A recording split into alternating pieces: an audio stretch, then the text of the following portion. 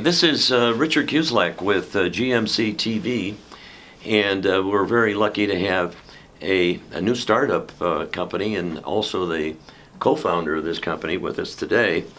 And in my opinion, of course, we're here at the Space Symposium in Colorado Springs, so this is really exciting to have an innovator in the space sector, which is really, as you know, Christopher, is really a key pillar to advancing U.S. global societies and ensuring the safety of the generations. RBC Signals is clearly an example of this awakening.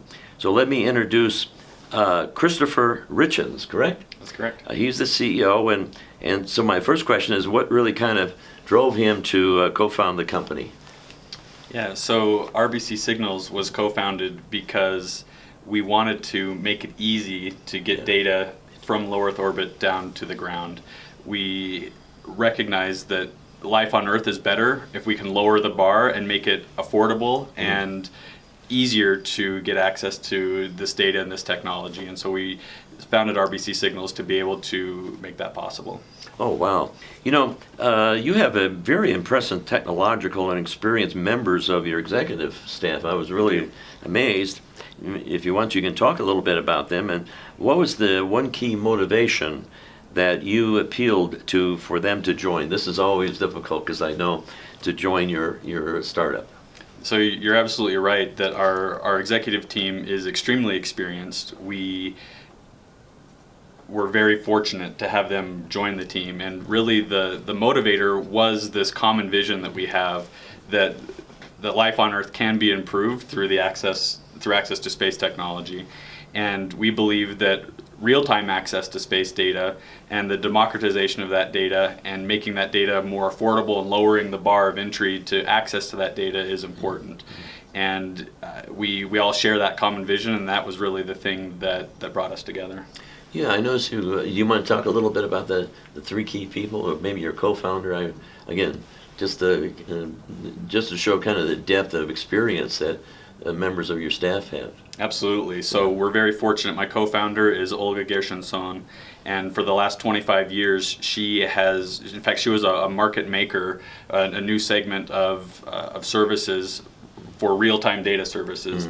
So she was building ground stations all across Russia to be able to downlink data directly from Earth observation satellites in real time, process those images, and sell those data products based on those analytics.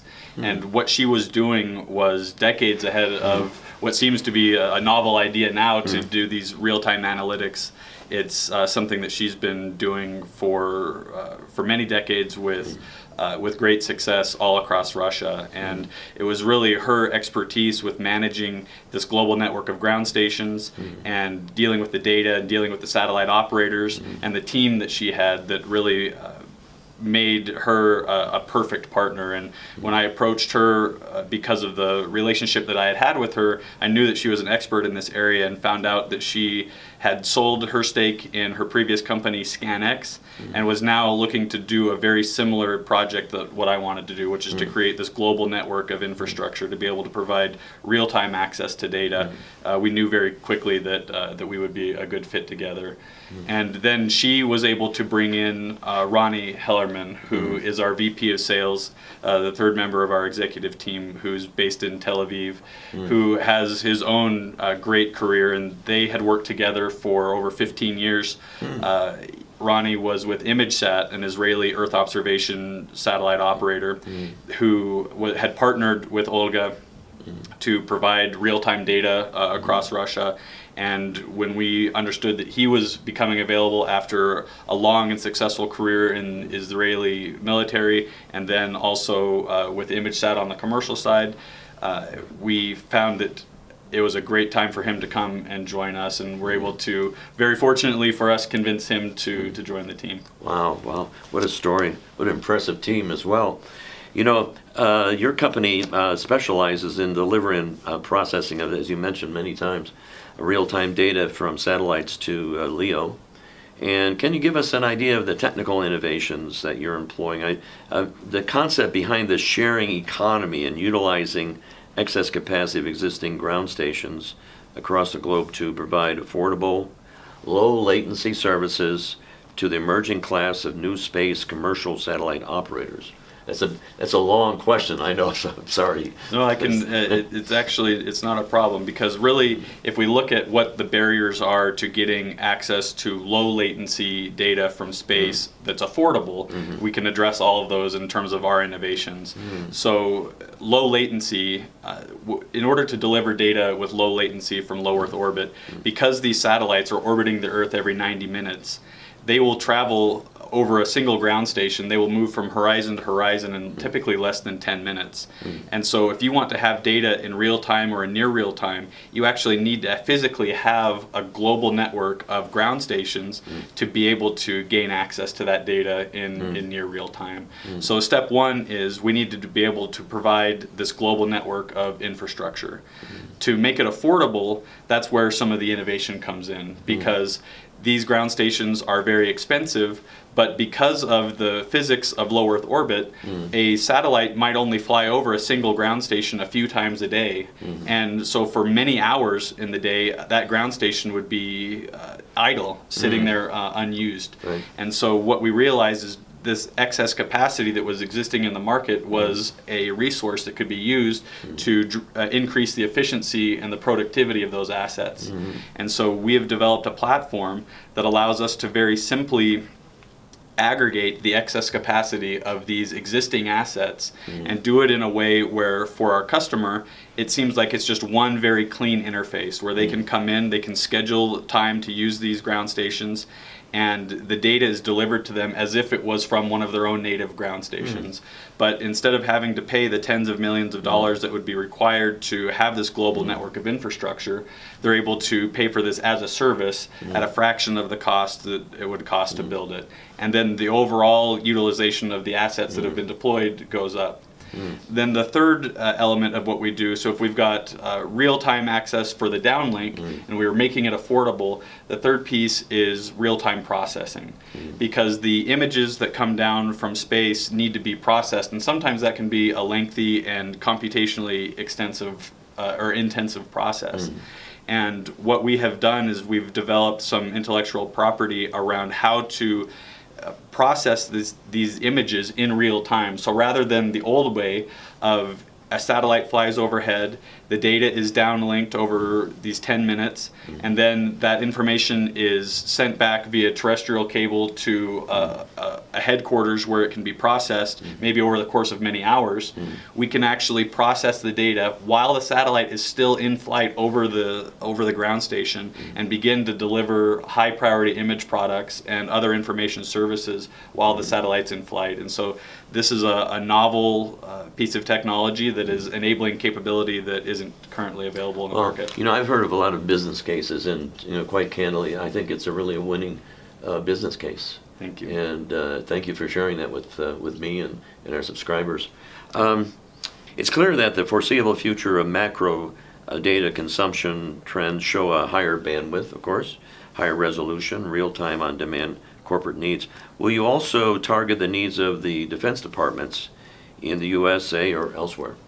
So General Hyten for the last several years has been talking about the need to leverage investments in the commercial markets and to start to share the capacity of ground resources between branches of the DoD, between civil space, to be able to get more efficient use of those investments, also to increase resiliency and other key items that are important to the warfighter. Sure. And so while currently we are not providing services directly to a government customer, because we are primarily focused on commercial operations, one of the key barriers to that, to our entering into that market for the DoD, has primarily been the FAR, the federal acquisition regulations. Right. That have quite stringent requirements that make it very difficult for a small company to provide services to the government because of the overhead associated with complying with those regulations.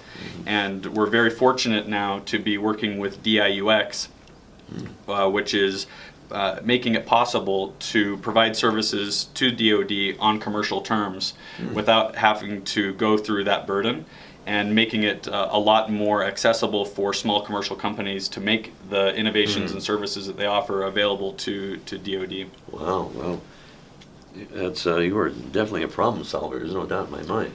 That's excellent. We're taking advantage of a lot of good thinking by people to solve some problems that have been existing for a long time. Thank you very much.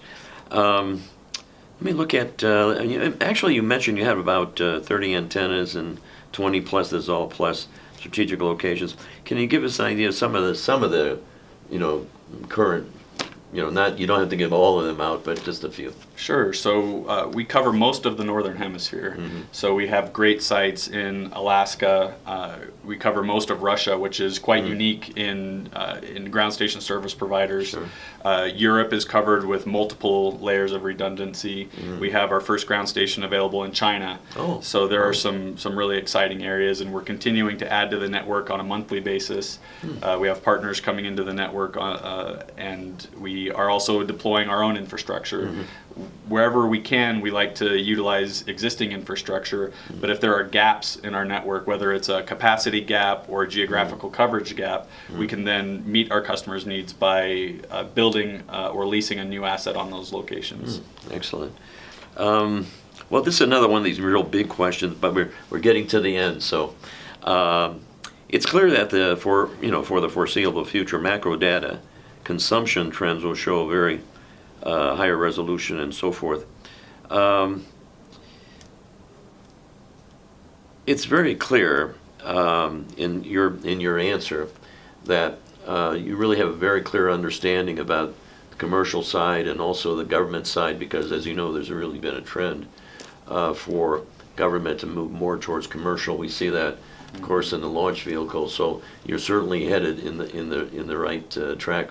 I know that you're located in Redmond, Yes. Which is the home, of course, of Microsoft. So Yes. when I was looking at your recent funding, I thought, wow, I'm going to ask this question. Has Bill Gates contributed to your company? Not yet, Not yet. Maybe he should. but we'd take his call. Okay, great. Well, I wanted to kind of end this brief interview. If you'd like to, share some more thoughts with us, would be great. And so I'll let you kind of take the stage and maybe summarize, and maybe perhaps put some points up that perhaps we haven't touched. Great, thank you very much. For RBC Signals, our mission is to make it easy to move your data from space to the ground. And right now we do that via our global network of ground stations, because that is the most cost-effective and efficient way to do that. But really our expertise is moving that data by whatever means is necessary to the ground. So that can be ground stations in the future, it could be optical systems, it could be satellite links.